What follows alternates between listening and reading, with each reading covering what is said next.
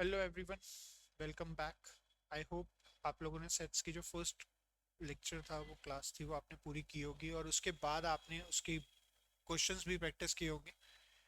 उन क्वेश्चंस को करने में आपको आई होप कोई प्रॉब्लम नहीं आई होगी, and if you face any problem आप उसको मेरे पे कमेंट्स में आप उसको क्वेश्चंस को डाल सकते हो। और अब जो हमारे पास नेक्स्ट टॉपिक है, हम लोगों ने पहले जो स्टार्टिंग में पढ़ा था, हम लोगों ने सबसे पहले हम लोगों ने सेट्स के बारे में पढ़ा था। हमने उसमें पढ़ा था कि आपस में सेट्स में जो लैंग्वेज यूज होती है, roster and set builder form, उन्हें कैसे डिकोड करना है। उसके बाद हम लोगों ने पढ़ा था equal sets, finite sets, infinite sets, and majorly हम लोगों ने जो फोकस किया था वो था सबसेट वाले पार्ट में। अब हमारे पास सबसेट के बाद हमारे पास जो टर्म्स आती हैं, उसमें सबसे पहली टर्म आती है यूनिवर्सल। अगर मुझे कहीं पे भी इंडिविजुअली यू दे रखा है तो that is represent the universal element. Universal, let's suppose if we have element A जिसमें हमें दिया हुआ है 1 2 3, एलिमेंट बी जिसमें हमें दिया हुआ है 2 4 6 एंड 8। दैट मीन्स अगर मैं यूनिवर्सल सेट की बात करूंगा तो यूनिवर्सल सेट में 1 2 3 4 5 6 7 8 से अलावा भी 9 10 एक्स्ट्रा एलिमेंट्स हो सकते हैं। बट जो ए और बी के पास या जो सी के पास एलिमेंट है, let's suppose if we have a C and another number, तो उसमें जो भी एलिमेंट है वो सारे यूनिवर्सल के पास होने जरूरी है, तभी वो एक यूनिवर्सल सेट क्रिएट कर पाएगा।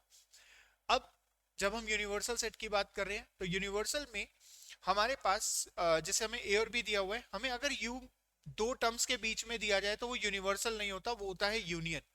Union is actually using as a addition of the two terms. Addition मतलब दो टर्म्स को हम यहाँ पे कंबाइंड कर रहे हैं। अगर मैं यहाँ वन ए और बी को कंबाइंड करता हूँ तो ए और बी में हमारे पास एलिमेंट क्या हो जाएंगे, 1 2 3, ए के सारे आगे। अब बी के जब ला रहे हैं तो यहाँ टू रिपीट हो रहा है, तो जो रिपीटेड एलिमेंट होता है हम वहां पे दोबारा यूज नहीं करते। सेट में कोई भी एलिमेंट सिंगल टाइम ही रिप्रेजेंट होता है, तो हमारी जो नेक्स्ट वैल्यू होगी वो क्या होगी, 4 6 एंड 8। ये हमारे लिए क्या आ गया, union of two terms. Union के बाद हमारे पास नेक्स्ट टर्म आती है intersection of two terms. Intersection मतलब common elements between two elements, two sets. A में और बी में क्या कोई ऐसा एलिमेंट है जो दोनों में कॉमन आ रहा हो?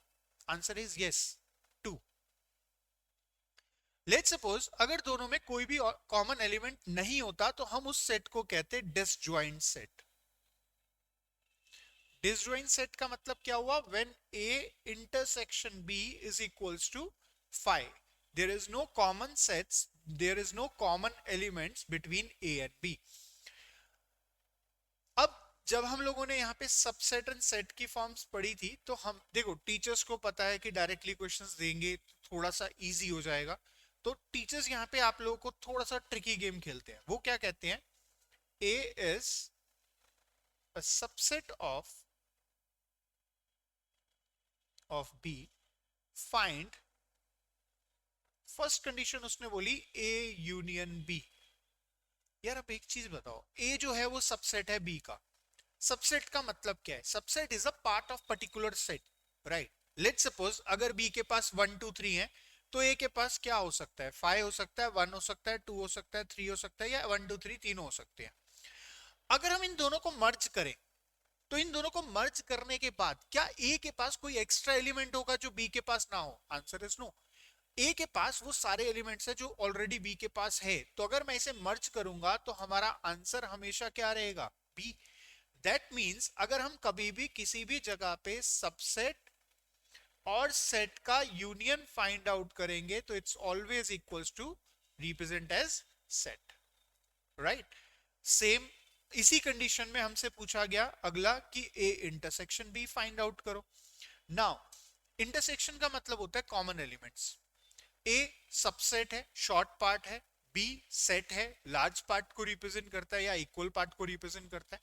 अगर मैं इन दोनों में कॉमन एलिमेंट सर्च करूं तो ऑब्वियसली ए वो सारे एलिमेंट्स को एग्जिस्ट वो कंटेन कर रहा होगा जो बी के पास ऑलरेडी होंगे।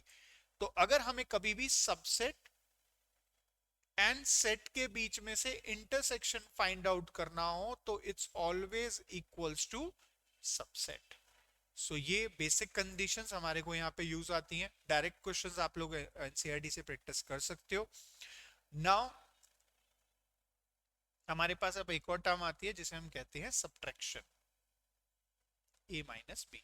If a is equals to, let's suppose हमें यहाँ दिया हुआ है 1 2 3 4 एंड b हमें यहाँ पे गिवन है 2 4 6 8।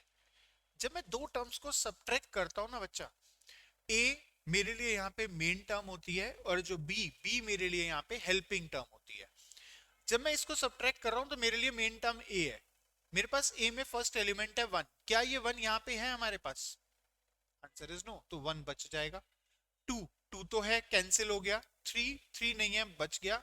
4 4 है, कैंसिल हो गया। b में उसके बाद कितने एलिमेंट्स आई डोंट केयर, हम लोगों के पास आंसर क्या आ जाएगा directly, a minus B is 1,3। अब अगर मैं इसमें b माइनस ए निकाल रहा हूं, सो नाउ अब हमारे लिए b जो है वो मेन एलिमेंट है और a जो है वो हेल्पिंग एलिमेंट है। पहला एलिमेंट है b के पास 2, जो इसके पास भी था a के पास, कैंसिल हो गया। 4 कैंसिल हो गया और नेक्स्ट एलिमेंट आ रहा है 6 and 8, right. So this is the way to subtract the terms. Now हमारे पास एक टर्म आती है जिसे हम कहते हैं कॉम्प्लीमेंट। जैसे कि हमें a दिया हुआ है 1 2 3 4 और इसमें हमें एक यूनिवर्सल सेट दिया हुआ है 1 2 3 4 5 6 7 8 एंड 9 10 और हमें यहाँ पे b भी गिवन है और b की वैल्यू दे रखी है 2 3 4 5। हमें इसने कहा इसमें a नॉट निकालो, a not a complement a की बात है। नॉट मतलब सिंपल सा है, ए के पास एलिमेंट कौन कौन से है 1 2 3, यूनिवर्सल के पास एलिमेंट है 1 2 3 4 5 6 7 8 9 10। हमें बी से कोई लेना देना नहीं है अगर हम ए के नॉट की बात कर रहे हैं तो।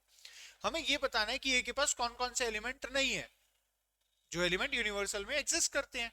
तो हम इसको इस तरीके से भी कैलकुलेट कर सकते हैं कि हम यूनिवर्सल में से ए को माइनस करा दें तो भी हमारा सेम आंसर आएगा। और हम डायरेक्टली चेक भी कर सकते हैं कि 1 2 3 4 इसके पास है, कौन कौन से एलिमेंट्स नहीं है, 5 6 7 8 9 एंड 10 ए के पास नहीं है। अब इसी तरीके से अगर मैं बी नॉट की बात करूं तो इट्स यूनिवर्सल माइनस बी।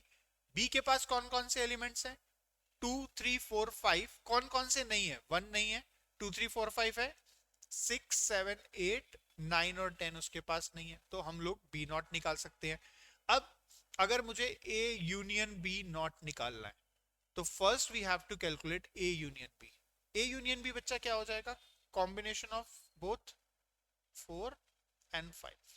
और अगर मैं इसका होल नॉट निकाल रहा हूं तो होल नॉट किसके इक्वल हो जाएगा बच्चा, 1 2 3 4 5 तो इसके पास है, क्या क्या नहीं है, 6 7 8 9 एंड 10 यहाँ पे नहीं है। सो ए यूनियन बी का नॉट इस तरीके से निकल गया। अगर हमसे कोई पूछे ए इंटरसेक्शन बी का नॉट तो वो क्या हो जाएगा, सबसे पहले ए इंटरसेक्शन बी निकालना पड़ेगा। ए एंड बी में कॉमन एलिमेंट्स, अगर ए और बी की बात करें तो ए और बी में कॉमन कौन कौन है 2 3 4, वेरी गुड। तो 2 3 एंड 4 हम लोगों के लिए कॉमन एलिमेंट्स हो गए। तो कॉमन नॉट अगर मेरे को निकालना है तो बच्चा क्या हो जाएगा, 1 2 3 और 4 है उसके पास, तो 5 6 7 8 9 एंड 10 ये मेरे लिए क्या हो गया, complement of A intersection B not. अगर कोई मुझसे A not union B not पूछे या A not intersection B not पूछे तो ऐसे क्वेश्चंस को मैं सॉल्व करने के लिए डी मॉर्गन्स लॉ यूज करता हूं। And according to De Morgan's law हम लोग किसी भी इंडिविजुअल नॉट्स को होल नॉट में कन्वर्ट कर सकते हैं, बट जो हमारी यहाँ पे बेस वैल्यूज होती हैं यूनिवर्सल, वो किस में कन्वर्ट हो जाएगी, इंटरसेक्शन में, और इंटरसेक्शन किस में कन्वर्ट हो जाएगा, यूनियन।